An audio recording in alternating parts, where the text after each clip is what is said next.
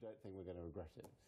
No, certainly not. And there's no surprises here. I mean, he believes very strongly in the project. The project was always a political project. They always wanted to create a unified state.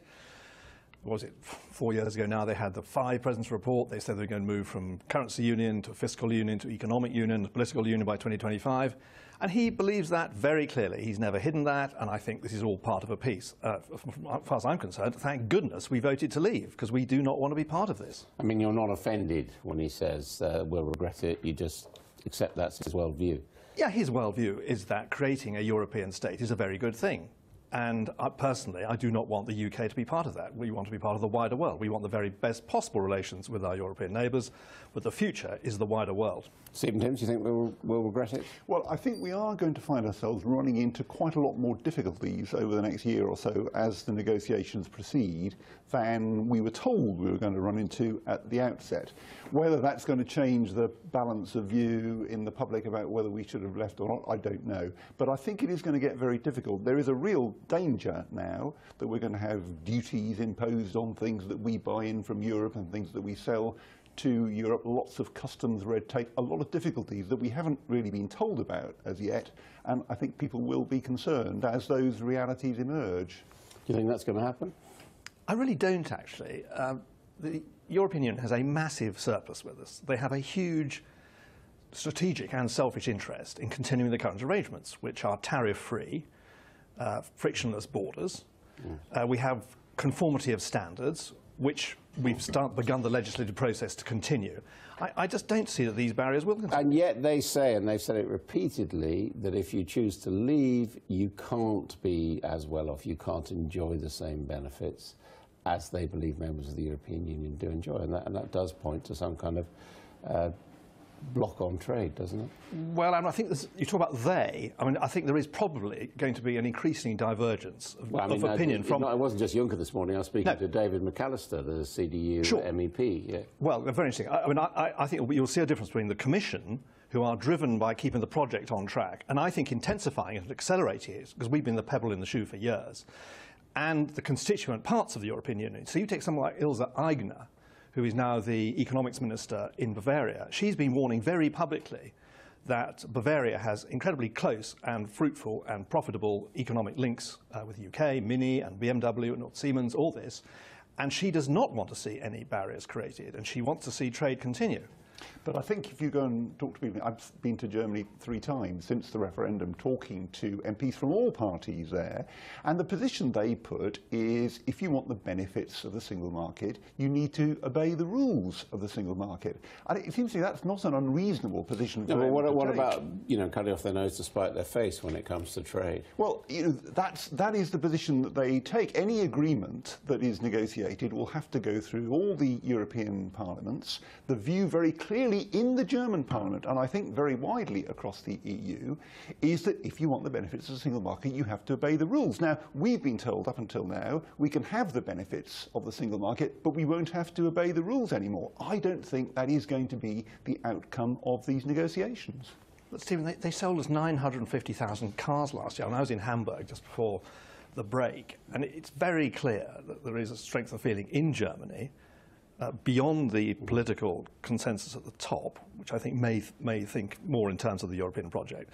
There are people worried on the ground. Deloitte have done a report on 18,000 jobs would go if you had tariffs. And they've already had a massive hit, don't forget, with the reduction in the value of the pound. Yes, but the head of the Association of German Car Makers was speaking yesterday. He made the point that the bigger prize for them is maintaining the integrity of the EU. If they take a hit on the UK, that's regrettable for them, but they will live with it. Because what's more important is keeping the European Union together. Well, I think there are varying voices inside Germany. And it is obviously critical what happens in Germany at the elections. I don't think much will progress really until we see the new Chancellor installed. But I think there is much more variety of opinion below the surface, which I think we'll see come through. I mean, it is true that the markets, in a sense, are betting against us because the drop in the pound is one of the reasons why, relative to inflation, living standards are now dropping. Yes, but go back to the German problem. They have had a massive hike in the prices of their products selling here on the pound alone. Sticking another 10% on, which you would on cars, for instance, would present them with real problems. I mean, certainly Owen is right about the economic logic here, but there is a very big political logic if you applied at work total as well. economic logic, you wouldn't have any tariffs at all around the world. Indeed. But it doesn't happen there. Which is what we want to move towards. We will be major promoters of free trade around the world. We will get our seat back on the WTO. And I hope we'll be working with like-minded countries. We don't know if we're going to get our seat back. Liam Fox is trying to get it at the moment. At the moment we're passive. We're not allowed to vote and we're not allowed to move amendments and take action. We can take a real lead on the WTO in the future and be a real driving force for re-galvanising world free trade. But in the meantime, we've got political realities, and I think those are going to cause the negotiations great difficulty over the next year, which will gradually emerge. I mean, do you detect, and you've obviously been a minister and going to Brussels as well, I mean, do you detect in that phrase, regret, any sense of threat, any sense of we're going to make you feel sorry? Well, my opening comments, he is driven by the project. No. So he will regret anything that slows up or damages the project.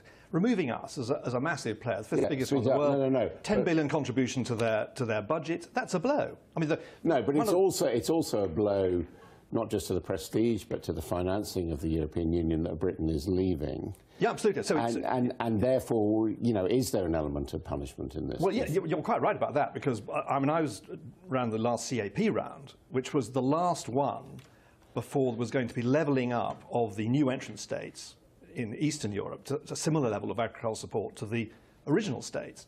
Now, that's going to be quite tough on them now. That was going to cost someone a lot of money to bring them up. And, of course, there's a lot of projects. There are schools and bridges and bypasses all being planned on basis of money. So there will be a big haggle, and that's why there is quite a lot of threatening, I think, about the money. I mean, removing 10 billion net is a problem for them, and absolutely no doubt that will have an impact. And there will be quite strong tensions between the old countries and the new countries sorting out the European budgets. Well, it certainly is a problem, but I go back to the discussions I've been having with Germans who say, we're really sorry you're going, we regret that very much, we wish that you'd stayed, but now you are going, you can't cherry pick. And they listen to what we're asking for. We want the benefits, but no longer to obey the rules. And they say, sorry, you're not going to be able to do that. And I'm pretty sure that is going to have to be the outcome of this negotiation. And what it means that David Davis is going to deliver, I really don't know. It isn't going to be, though, I'm afraid, the barrier-free deal that we were promised when we started. Well, there is, for example, on freedom of movement, which appears to be the biggest sticking point, given the importance of controlling immigration. We've got Tony Blair coming in now, and as I said, others on the Labour side, close to Jeremy Corbyn, saying that maybe a Labour government could get de facto commitments on freedom of movement, which might prevent us having to make a total exit from the EU. Well, what we're saying, and it's absolutely right, is we need to stay in the single market and the customs union, at least for the transition period, because otherwise we are into big barriers very quickly. My view, if I'd been running these negotiations, we should have said from the start, we want to deliver big changes to the way freedom of movement works, so that if you can come to the UK if you have a firm job offer in the UK. That's not how freedom of movement works at the moment, of course. I think if we'd been willing to offer that, then we could have had largely barrier-free access to the single market. Since we made it clear we're not going to do anything along the lines of freedom of movement, we were not going to get the barrier-free access that we want. Is it worth... Well, David Cameron tried that, and they didn't grant him very much, because they didn't think he was... yeah, but it's happening now. Now they regret it. So, I just don't buy this. We're in the middle of a negotiation. They're going to make all sorts of threats and noises in all sorts of directions. But it is massively in everyone's interest to have reciprocal free trade. Yeah, but do you think Tony Blair's perhaps right that they will make concessions on freedom of movement if approached in the right way? Well, we want out. We want to get control of our borders back. It was an absolute integral part of the referendum campaign, was to take control of our borders and have a managed immigration from all around the world, not just Europe. No, but if they did move towards giving us control over immigration from the European Union, it might be a good reason for staying in these trading areas, mightn't it? No, because our volume of our trade to Europe is tumbling. We've gone down from 61% in 1999, it's 45% now, it's going to get to 35%. Well, it's still the biggest bloc. The European Commission says that 90% of world trade growth is going to be outside the European Union. No, but I'm saying if there was an offer, just suppose there was an offer along the lines of what you say David Cameron's looking for, saying, OK, well, you can restrict freedom of movement along the lines Stephen Timms is saying, wouldn't that therefore be worth staying in this trading bloc for? No, because we want to be able to negotiate outside. And of course, what's interesting about this, even today, Juncker's talked about doing an EU Australia-New Zealand deal. It seems completely perverse not to want to do an EU-UK deal. No, but emphatically, we do want to leave the single market, we do want to leave the customs union, because we want to get back control of our laws, our borders and our money. Well, Philip Hammond, the Chancellor of the Exchequer, said yesterday we want the transition arrangements to be as close as possible to the position we have today. He's absolutely right about that. We need continuing strong trade with the European Union.